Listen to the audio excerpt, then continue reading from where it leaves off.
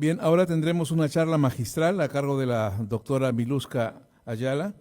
Ella es del Grupo de Gestión de Riesgos y Desastres de Infraestructura Social de la Pontificia Universidad Católica. Ella es doctora en Geología de la Universidad Católica de Lovaina en Bélgica y máster en Ingeniería Civil de la Universidad Católica del Perú e Ingeniera Civil de la Universidad Nacional de Ingeniería. El tema que va a tocar ella en su exposición es la variabilidad climática en la costa peruana y su impacto en la hidráulica. Dejo con ustedes a la doctora Miluska Rosas. Muchas gracias por la presentación y nuevamente muchas gracias al comité organizador de este evento. Como decía hace un rato, creo que es una muy buena iniciativa. Estamos viendo que hay mucha información disponible, que se está generando mucha información. Y hoy lo que me gustaría enfatizar son algunos resultados a partir de esta información. En este caso es información climática, de eventos extremos y casos específicos de lo que ocurre y lo que podría ocurrir en nuestro país si no se toman medidas urgentes. Así que quisiera que me puedas seguir en esta presentación. Lo que voy a mostrar son datos y resultados recientemente publicados, ¿sí? Como mencionaron en mi presentación, acabo de terminar un periodo de investigación como estudiante de doctoral y mucho de lo que voy a presentar son estos resultados. Entonces, está recién salido del horno, así que aprovechemos esta información. Primero, como les dije, voy a hablar acerca de los eventos extremos y cómo estos influencian en la infraestructura. Pero primero quisiera aterrizar un concepto. ¿Qué cosa es la erosión hídrica y qué cosa es este transporte de sedimentos? Vamos a verlo más de cerca en este videito, que es un video simplemente educativo, vamos a ponerlo así, un poco exagerado. Cuando hablamos de erosión de suelos es cuando la lluvia impacta en el terreno y las partículas de suelo son arrastradas. ¿Son arrastradas hacia dónde? Hacia los cuerpos de agua. Y ok, Miluska, sí, eso ya lo sé, ¿no? Y claro, esta es la parte, digamos, teórica, académica, ok, es un fenómeno físico, pero ¿cómo lo vemos en el día a día en nuestro país o cada año? Lo vemos de esta manera, ¿no? Con el impacto en nuestra economía peruana y en la infraestructura de nuestro país, donde no solamente se pierden infraestructura, también se pierden vidas, economía, negocios, actividades económicas, y creo que lo vemos año a año o cada periodo. Estas fotografías pertenecen al último evento del Niño Costero en el 2017, lo cual dio vuelta a todo el mundo. Incluso el secretario general de las Naciones Unidas enfatizó que estos eventos ocurridos aquí en el Perú son un claro ejemplo de lo que tenemos que enfrentar, de lo que el planeta tiene que enfrentar respecto al cambio climático y al calentamiento global. Ahora, ¿pero qué sabemos? Ok, necesitamos información para poder enfrentar este fenómeno o este impacto en nuestro país. ¿Y por qué la cordillera andina es tan compleja? Primero, miren, aquí en este mapa, generado también con mucha data satelital de información geográfica, vemos, es un mapa de elevación, donde más alto es el color morado y el verde representa valores más bajos. Entonces tenemos una topografía bastante accidentada a lo largo de la cordillera, a lo largo del continente sudamericano. Además, también tenemos una gran variabilidad de bioclimas. Por lo tanto, es como un laboratorio natural esta área. Es muy compleja, es difícil de representarla. Pero ¿qué sabemos en nuestro país? Aquí tenemos nuevamente los Andes montañosos y resulta que hay muy poca información respecto a lo que es transporte de sedimentos. Uno puede hacer ciertas proyecciones, pero data recolectada es lo que nos hace falta. O tal vez sí se ha recolectado, pero no se ha documentado, que es lo que a veces sucede, no se documenta. Tenemos dos estudios importantes. El primero realizado aquí en la cuenca de Catamayo-Chira, donde este investigador Tote resaltó o encontró que han sido transportados entre 12 y 7.000 toneladas por kilómetro cuadrado por año de sedimentos. ¿Ya? Miren este rango, de 12 a 7.000. Es decir, el rango es muy alto. Aquí está sucediendo algo. Climáticamente es muy difícil de representarlo. Tenemos otro estudio realizado por Morera aquí en el río Santa, donde las tasas son mayores a 10.000 toneladas por kilómetros cuadrados. Y yo quiero que puedan ver esta variabilidad, 12, 7.000, 1.000. Como les decía, donde nos encontramos o donde nuestro país está ubicado es muy difícil de representarlo, por lo tanto se necesita mayor cantidad de información. Hay un estudio último también publicado en el 2020, fue también a partir de una investigación, donde tratamos de hacer un mapa nacional de erosión de suelos. Aquí más detalles. Y pudimos generar a través de información cartográfica, información también satelital, de imágenes satelitales, la erosión desde el 90, 2000 y 2010. Y ahora con lo que acabamos de ver aquí en este foro, vemos que hay mucha más información con mucho más detalle y sería interesante ver qué está sucediendo tal vez en el 2020, con información más actualizada. Pero ¿qué quiero mostrar aquí? A pesar de la no tan alta calidad de la información con la que generamos estos mapas, vemos un aumento de la erosión en rojo es la crítica, en esta zona sur e incluso en los Andes, vemos un aumento de la erosión. Ha sido cuantificado, tal vez la calidad no es la más óptima, pero nos da una idea de lo que está pasando. Y estos datos sí, están publicados en una investigación científica, pero no se difunde mucho. Es muy difícil de pronto llegar a quien en verdad lo necesite, pero hay información que se está generando. Ahora, vayamos más, ya, este es un esquema general. Ahora vamos a hacer un zoom in, vamos a hacer un poquito de zoom. Hicimos un estudio también en la cuenca del río Cañete. La cuenca del río Cañete es bastante grande, son 6.000 kilómetros cuadrados. Recordemos este número, es una cuenca muy, muy grande, 6.000 kilómetros cuadrados. Y en el medio se encuentra el reservorio Capillucas, también recordemos este nombre, Capillucas. ¿Por qué es importante la cuenca del río Cañete? Por muchas cosas. Primero, que tenemos también una variabilidad medioambiental, climática, diferentes landscapes, diferentes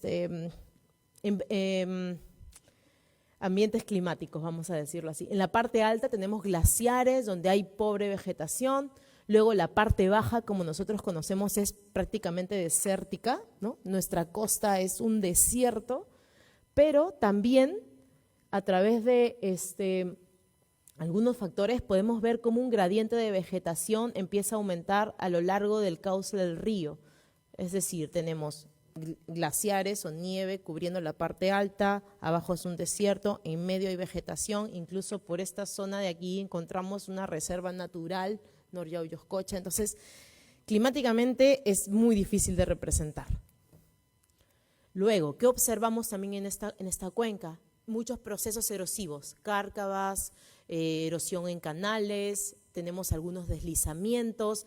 Este panorama se observa, aquí hay una carretera que va a lo largo, que está bien, en buen estado, y tú puedes ver todos estos procesos a lo largo de la carretera, lo ves a ambos lados. Cañete, que es una zona árida, donde uno diría no llueve, ¿ya? Pero tenemos esta acumulación, ese transporte ya de sedimentos, de suelo, aquí hay más fotografías.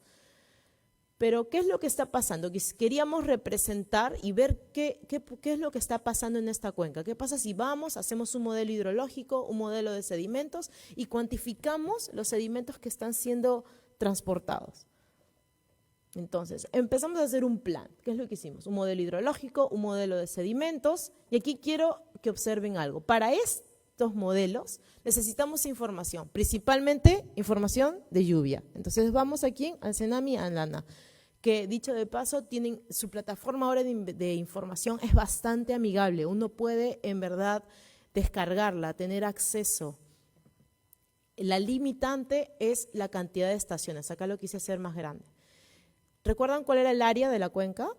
Unos 6.000 kilómetros cuadrados, bastante grande. Y dentro de la cuenca solamente contamos, aquí los triángulos, no sé, 1, 2, 3, 4, 5, 6, 7 estaciones. Y dijimos que la variabilidad climática, teníamos glaciares arriba, teníamos zona de vegetación en medio, teníamos un desierto abajo. Entonces, la representación es subóptima, no es suficiente, pero tenemos que seguir adelante. con los datos que tenemos que tratar de representar nuestra cuenca. Incluso tuvimos que utilizar estaciones de cuencas aledañas, que es como se hace en la hidrología peruana, así se procede. Entonces, claro, eso nos genera un poco de incertidumbre y necesitamos precisión para lo que se viene. Y que, bueno, acá no está esta gráfica, incluso algunas de las estaciones tienen datos faltantes, ¿no? Hay huecos. Lo bueno del Senami es que ahora tiene su producto Pisco, que es un producto grillado, donde uno puede tener datos continuos.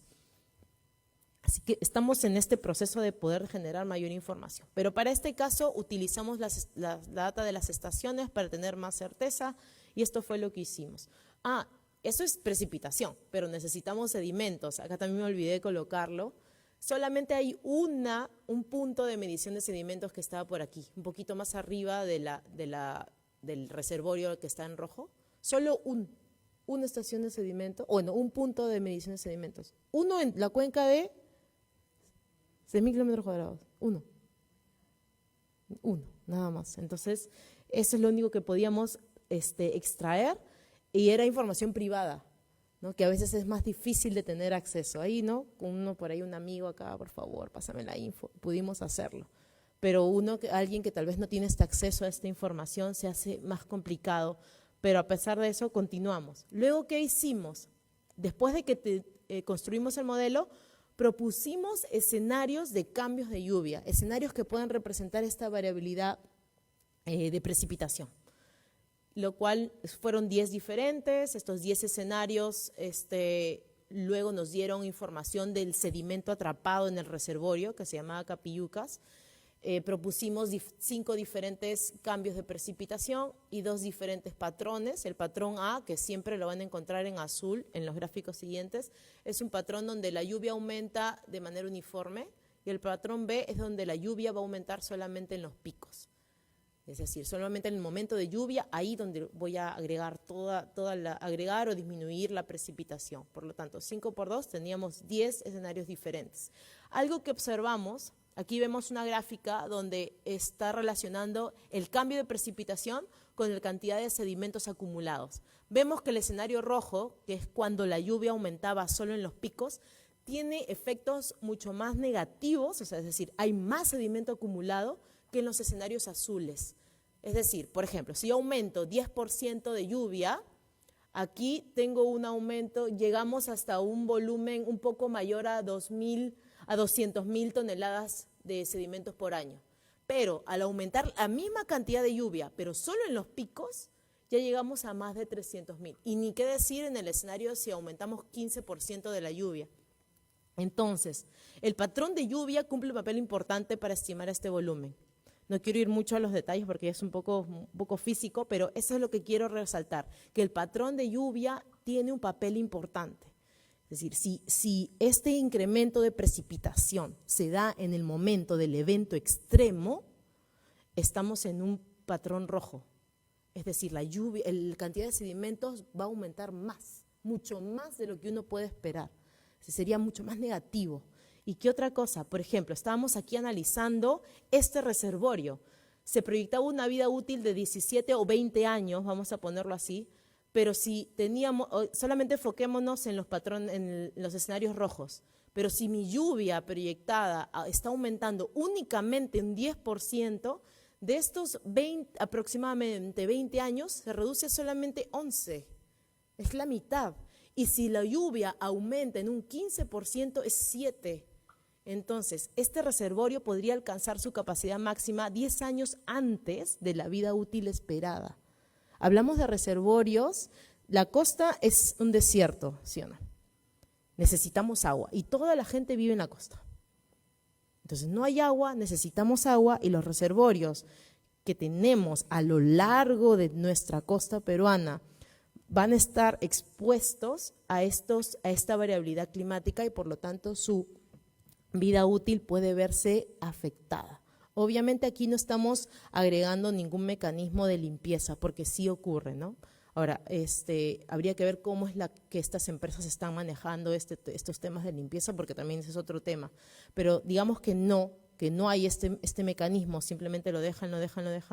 Entonces podríamos estar en este escenario que sería el más negativo, ¿no?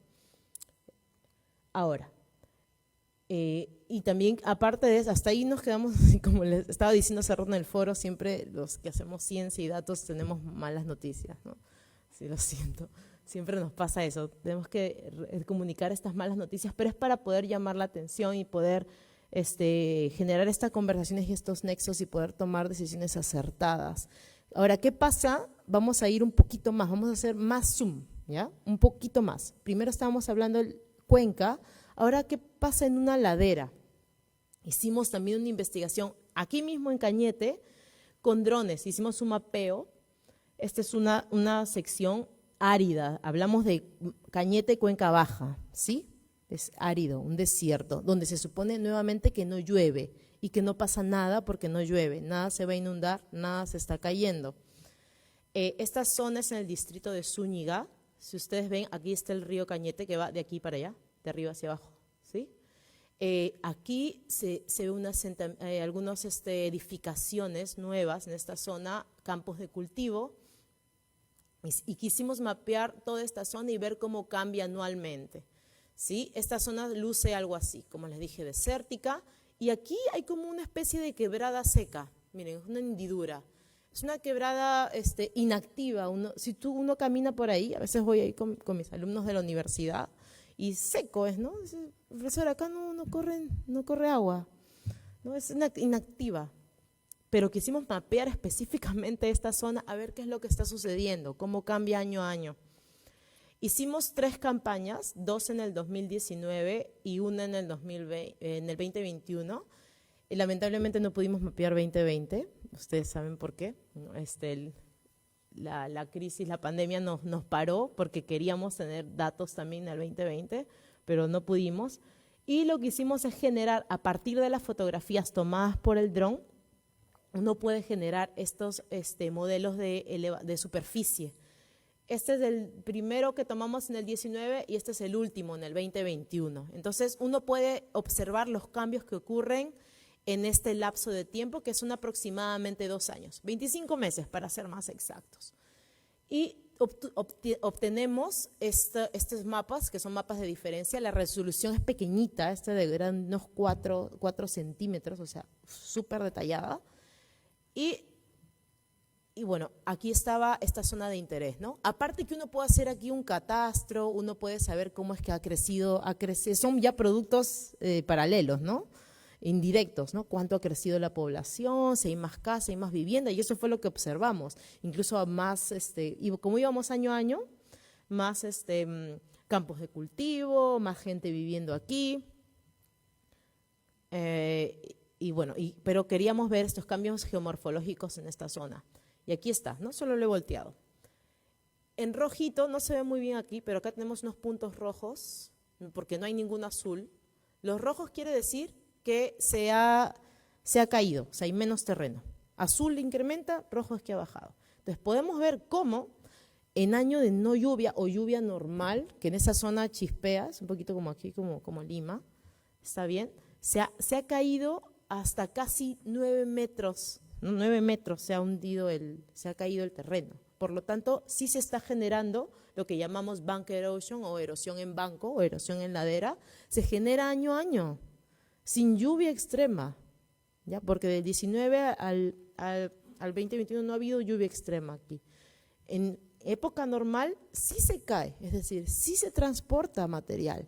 El material está siendo transportado, está siendo llevado, está siendo acumulado, está siendo subestimado en realidad, porque en el momento en el que sí ocurra un evento extremo, este material depositado va a ser transportado. Y si yo regreso aquí, a ver, a esta foto, aquí, bueno, acá, esto es esto. Si todo este material va a ser transportado, ¿dónde va a llegar? Acá tenemos una población que está creciendo y sus campos de cultivo, pero bueno, enfocémonos en la población. Y esto puede suceder. Y hablo de solo un monitoreo de 2 años nada más, ¿no? Lo ideal sería hacer un monitoreo continuo, ¿no? Y es algo que hemos observado y que nos llamó mucho la atención en el equipo, ¿no? Entonces los procesos de acumulación de material han sido subestimados. Este es un promedio, ¿no? Estas quebradas podrían activarse ante un evento extremo de precipitación. Esta información está publicada también, todo lo que les he mostrado es información publicada, y quiero dejarlos con 3 puntos claves, ¿no? El primero, que en el tema regional necesitamos recopilar más bases de datos sistemáticamente, ¿no? Sobre la producción de sedimentos a lo largo de los Andes peruanos. Y con atención en los eventos extremos, no solamente año a año, sino con los eventos extremos. Esto es donde quisiera hacer énfasis, ¿no? en la importancia de seguir recopilando y seguir teniendo información para poder tomar decisiones acertadas, asertivas. Luego, a escala de cuenca, estos modelos pueden mejorar al incluir incluso información de la gestión de embalses. ¿Qué quiero decir con esto? De poder trabajar en conjunto, no solo la academia, sino la institución pública, también los mismos usuarios, las instituciones privadas, o sea, poder trabajar en conjunto, porque esta información nos sirve a todos, es útil para todos. Y por último, escala de ladera, que incluso los productos de drones o UAV, como se les llama, podrían convertirse en una contribución importante y que sean prácticas de monitoreo y predicción de peligros, ¿no? O sea, que se use de manera continua, que se le dé un buen uso, y como podemos haber visto, ¿no? Nos dicen mucho. Y bueno, eso es todo. Si alguien tiene tal vez una pregunta o quisieran contactarme, yo siempre estoy dispuesta a responder cualquier pregunta, a hablar, a compartir información. No duden en escribirme, de verdad. Y no sé si hay ronda de preguntas o no sé cómo es, pero si quieren alguna pregunta, consulta, estoy atenta a esto. Bien, muchas gracias por su exposición. Quisiera saber si usted tiene información al respecto de los posibles embalses que hay justamente en las partes más altas. ¿De los embalses del mismo Cañete? O sea, identificado. ¿Hay zonas identificadas ya donde generalmente se puede producir la acumulación de agua antes de que ésta se precipite? ¿Ya están identificados? Eso es lo que quería saber. ¿Zonas de inundación? Sí, por ejemplo, generalmente el ingeniero me habló de que hay como espejos de agua en las partes más altas, y esas zonas sí, donde se llena, por ejemplo, no de agua. Si ya los tienen identificados más o menos, bueno, aquellas zonas donde se puede producir eso. Nosotros como academia, depende mucho de dónde hemos generado información. En mi caso, yo he estudiado bastante la cuenca del río Cañete, y sí, incluso hay laderas, esta quebrada por aquí también está bastante afectada, que es la quebrada Catahuasi, si no me equivoco. Luego hay una más por aquí, Guantán también, y tenemos otros embalses por aquí arriba, ¿no? Porque es donde yo he enfocado mi estudio. Pero sí sé que hay entidades públicas que tienen ya mapeadas zonas de embalses o zonas de potenciales inundaciones. No conozco muy bien cómo está la calibración de esta información, pero creo que es bastante útil para una primera vista, ¿no? Eso es un poco en lo que podría compartir con usted. Pero gracias por la pregunta. Sí. Su estudio doctoral, he visto que el cambio climático para Perú, ¿no? en la parte de la zona de los Andes, en las máximas precipitaciones, nuestros picos van a superar lo que nosotros conocemos eventualmente hace 30 años. Por ejemplo, yo estuve estudiando en la academia, cuando estaba en el tercer, cuarto año, llevé taller de urbanismo, y yo viajé después del fenómeno del Niño, ¿no? Hicimos un plan todo, viajamos 45 alumnos, hicimos el plan para toda la reestructuración. No se parece a lo que es ahora la ciudad, evidentemente, pero sí nos dimos cuenta que nuestras precipitaciones van a ser mayores. Entonces, yo soy urbanista, también planificador de las ciudades, y me he dado cuenta que en su estudio, lo que nosotros hemos propuesto en nuestras infraestructuras de equipamiento, ¿no? de equipamiento o de infraestructura para la ciudad, no van a resistir los picos más altos. Exacto. Entonces, nosotros no tenemos toda la plata del mundo, porque ya los 20.000 millones de reserva para el sismo ha sido gastado en la pandemia. Muchos sectores no van a poder cubrir, ¿no? Podemos maquillar algunas cosas, pero no vamos a poder supervivir en muchos de estos grandes eventos de las cuencas más principales de las 3 ciudades más importantes, Exacto. en el norte, centro y sur, que es Sí. Arequipa y Entonces, ¿qué es lo que nos recomendaría?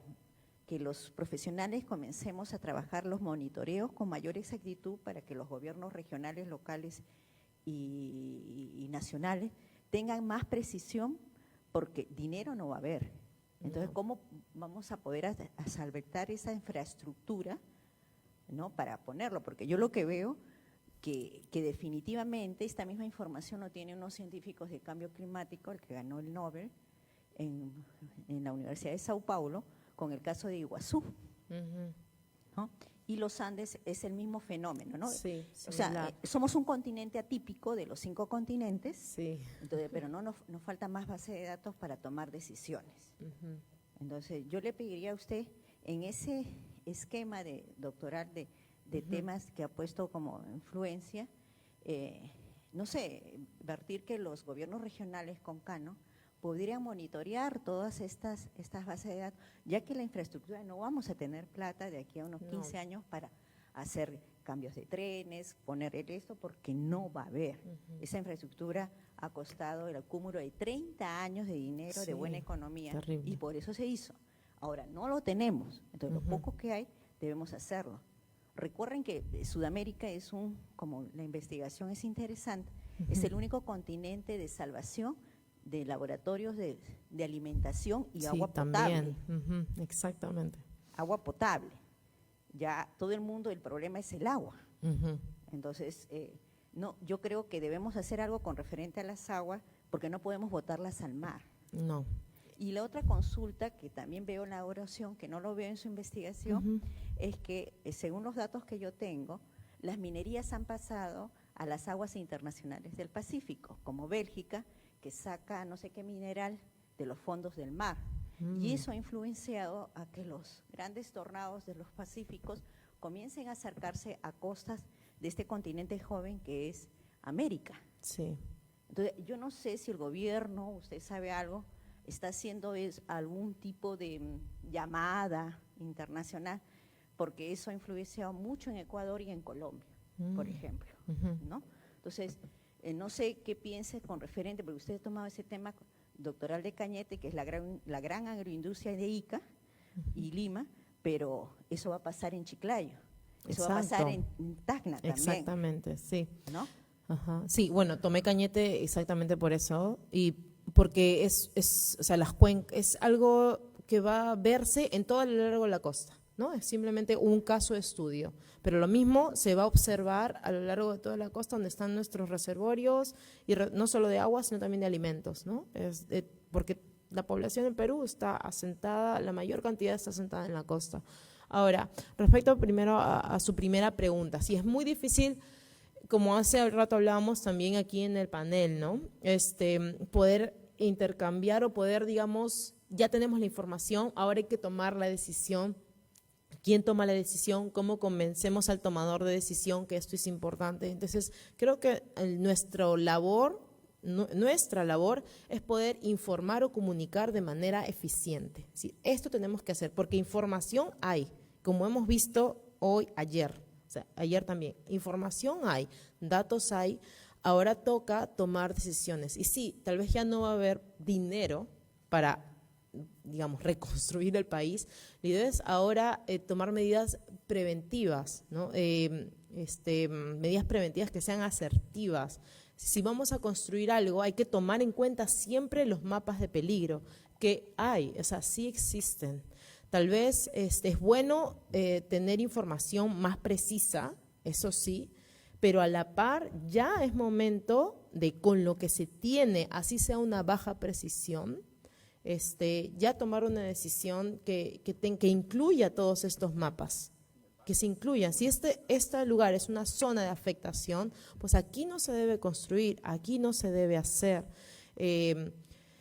Entonces, ahí viene este juego que hablábamos hace un tiempo, este nexo, ¿no? Entre la academia, el sector público-privado, entre la sociedad, entre los tomadores de decisiones. Entonces, hay que ya tener estas mesas de conversación en donde ya se tomen decisiones pensando en lo que va a pasar, ¿no? Porque ya se habla mucho de cambio climático, no es algo que se ha hablado el mes pasado o el año pasado, o sea, se viene ya hablando. Y ya se ha generado información, ya sea nacional o internacional, ¿no? Y sabemos que el continente sudamericano, como usted mismo menciona, sí, es decir, es tan complejo, pero también está la reserva de todo, ¿no?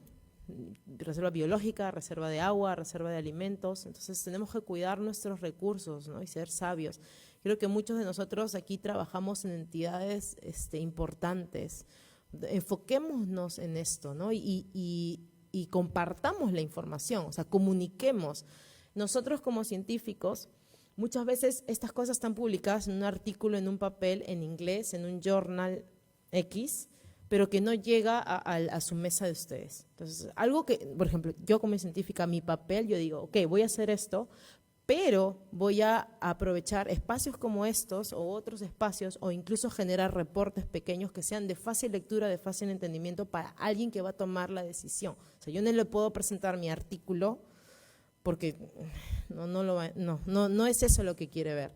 Tendría que mostrarle estas figuras, datos, números. Esto es lo que está pasando, esto debemos hacer. Y creo que nuestra labor de todos es saber comunicarlo a la persona correcta en el momento correcto, de la manera correcta. Creo que eso sería un poco respondiendo a su pregunta. Y la segunda, en verdad no tenía conocimiento de lo que usted menciona en cuanto al fondo marino y la extracción. Eso sí, bueno, está un poco fuera de mi investigación o de lo que yo genero, de lo cual estoy informada. Pero sí creo que es un tema importante, ¿no? Que también habría que verlo, explorarlo. Pero sí, gracias por la pregunta. No sé si alguien tiene alguna otra consulta. Buenas tardes. Sí.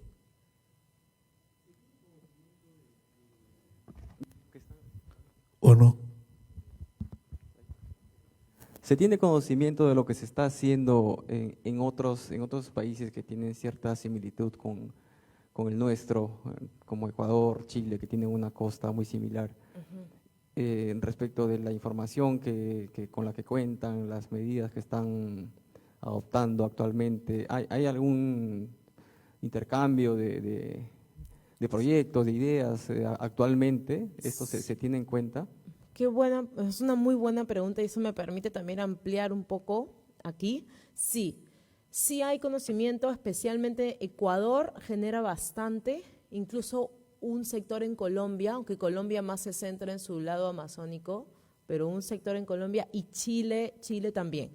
Sí se tiene información, hay información recolectada. El problema no, digamos, la limitante es que la información es solamente de datos, es decir, tanto suelo se está acumulando o tanto suelo se está perdiendo, pero hay muy poca en cuanto a las medidas que se están tomando.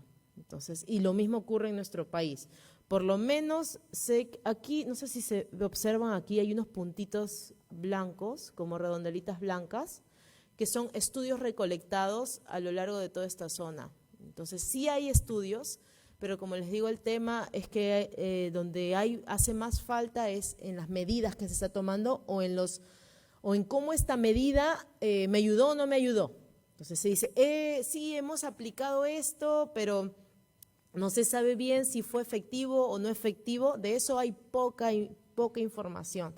Incluso en nuestros documentos nacionales siempre dicen, no, sí, hay que poner, qué sé yo, replantación, revegetación, hay que poner muros de contingencia, pero no te dice cuánto te va a ayudar, si te va a ayudar, en cuántos años se recupera. Eso es una información muy cualitativa. Y este es un vacío de conocimiento. O sea, no quiere decir que lo tienen escondido, no, es que es un vacío de conocimiento, es algo que tenemos que generar más información al respecto. La hay muy poca, es todavía muy escasa. Se sabe un poco más de los temas de revegetación, usualmente de algunos negativos, es decir, se aplicó esto y no funcionó, es usualmente lo que más se encuentra. pero es un vacío de información. Hay que generar, es un buen tema de investigación para aquellos que quieran investigar en estas cosas. Y junto con lo que es infraestructura natural, lo que es siembra y cosecha de agua, se habla mucho, pero todavía no hay muchos datos que te digan, que te cuantifiquen cuánto me ayuda, en cuánto tiempo me va a ayudar, cuál es el área que puedo impactar. Eso hay, pero es muy poca. Sí, una pregunta. Quería agregar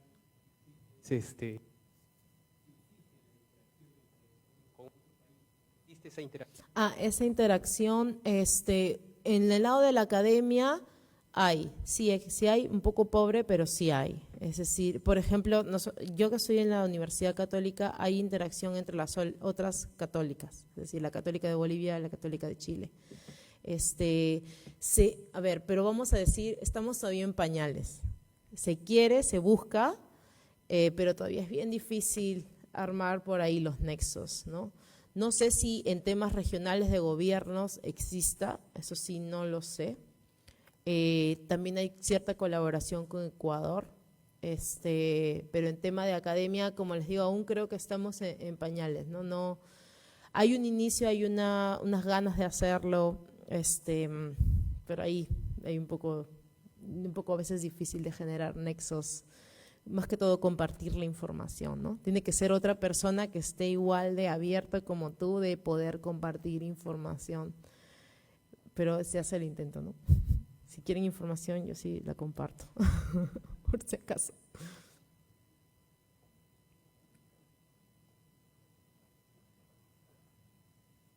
Bueno, si no hay más preguntas, más bien, nuevamente gracias por la invitación y espero que hayan disfrutado de la ponencia.